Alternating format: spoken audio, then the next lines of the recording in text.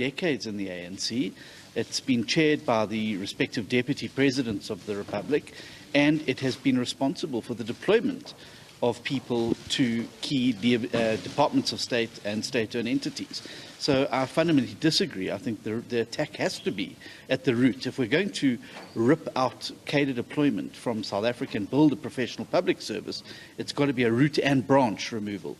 You can't just have the Zondo Commission prune the leaves and we leave the root of the evil in place, because it'll simply be carrying on. And part of the reasons we're sitting with load shedding today is a direct result of this policy, because in terms of this policy that put Brian Molefe, Machele Koko and others into key positions at Eskom and who hollowed it out. Isn't the difficulty going to be to be able to make the connection between the misdeeds of the people that you have just mentioned and service delivery not going well, and actually the cadre deployment policy? Well, I think they're all three intrinsically linked, and you can work backwards from the disaster. So whether it's South African Airways, whether it's Denel, whether it's government departments, whether it's SASA, wherever you see government service delivery failure, the next step up was, well, who was deployed there and who operated in a way that didn't put the citizens or the public service first, but party political imperatives first or individual imperatives first. And you can trace that straight back then to the cadre deployment. And the minutes are there. We've seen the minutes. They emerged during the Zondo Commission.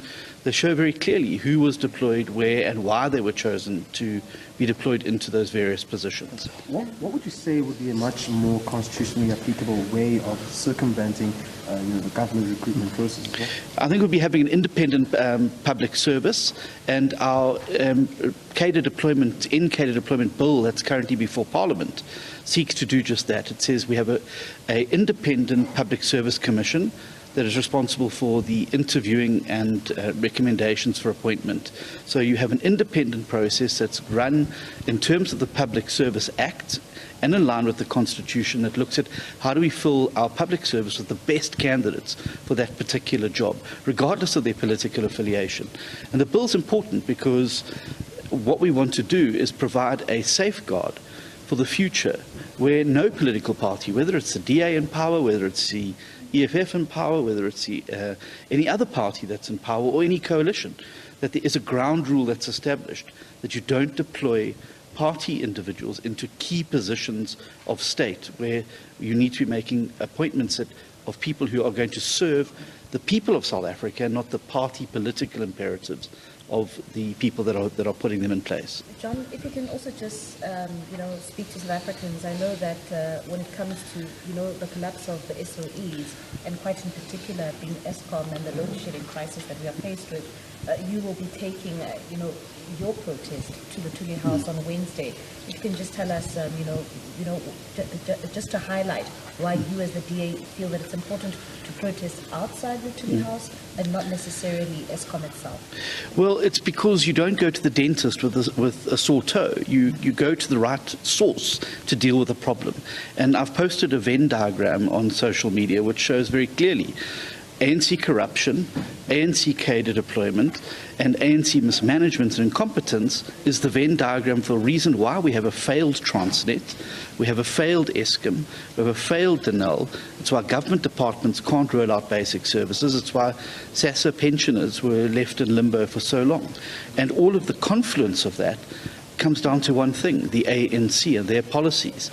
And we want to take it to the source of the problem. So what the ANC is trying very cleverly to do is to try and separate themselves from things like load shedding, the Transnet crisis, and pretend that they're shocked and horrified and their hands are tied, when in fact all of the evidence, the fingerprints of all of this, trace back to the Tuli House. It was at the Tuli House where Medupi and Kusile and Hitashi's deal was struck. It was at the Tuli House where the meetings of the Cadre Deployment Committee that deployed all these individuals into the state and entities took place. It was at the Tuli House where the decisions were made on the corrupt appointments to various positions that have all been exposed now during the Zondo Commission. So we want to take the march to the right location. And John, there's been some criticism regarding the DA's look at load shedding and Eskom as a whole, that you failed to critically assess the current leadership, including Mr. Director, as well as look at Minister Gordhan's performance as well, but rather solely focused on the ANC. What do you make of that? Well, let me be very clear. I think both Minister Mantashe and Minister Gordhan should step out of the way, and we've been very clear about that. In relation to Mr. Director, my position from the beginning has been clear. It doesn't matter who you put into that position, they're going to fail, because the model of a state-owned electricity provider is the wrong model. You could put Warren Buffett, Elon Musk, Jack Ma in charge of Eskom, it will still end up failing.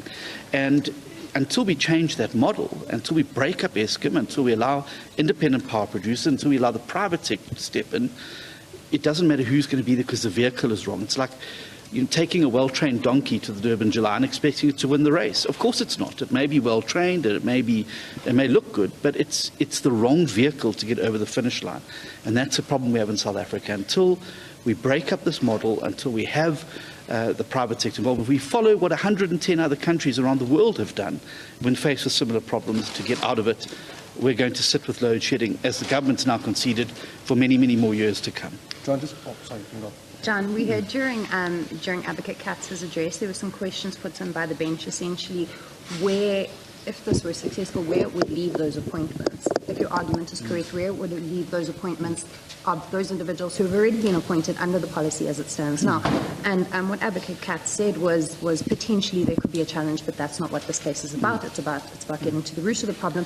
But were you successful in this case, would that potentially be a step you might take in the future to challenge any of these appointments? Well, look, we have already challenged a number of those appointments, and successfully so. You may recall Hlaudi Motsoneng at the SABC, Menzi Simelane at the NPA. I don't think that you're able to, through a law change, apply it retrospectively, but what we will be doing is looking at some of the more egregious cases and looking at how we challenge them.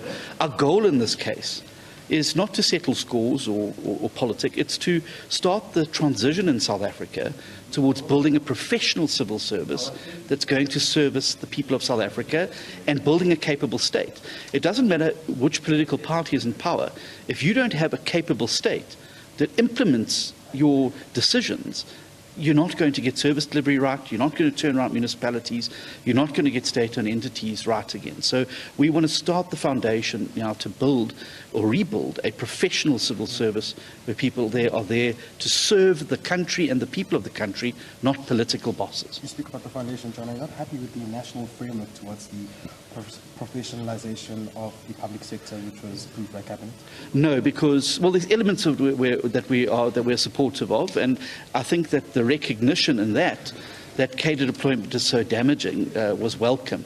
But creating a single public service is not the answer, and trying to create one big public service across all three spheres of government, I don't think it's going to work. But I do think the welcome departure there is that they recognise in that document that cadre deployment is so fundamentally fatal to excellence in service delivery and in the public service and public sector space. So I think that is the greatest departure. But like everything, it's going to come down to the implementation. You can have all the frameworks and workshops and talk shops and turnaround plans you like. We've seen with Eskom, we've seen with Transnet, ends up being a lot of talk. These things end up being great documents that sit in a drawer somewhere at the union buildings gathering dust, like the NDP, like all the recommendations to fix Parliament, like the Farlam Commission. They gather dust and nothing gets done about them. It's time for us to take a concrete step now to building a situation where we prevent and insulate the public service in South Africa from political interference and deployment, regardless of which political party is in power. Thank you very much. Thank you. Thank you so much. Thank you so much, everybody. Thanks a lot.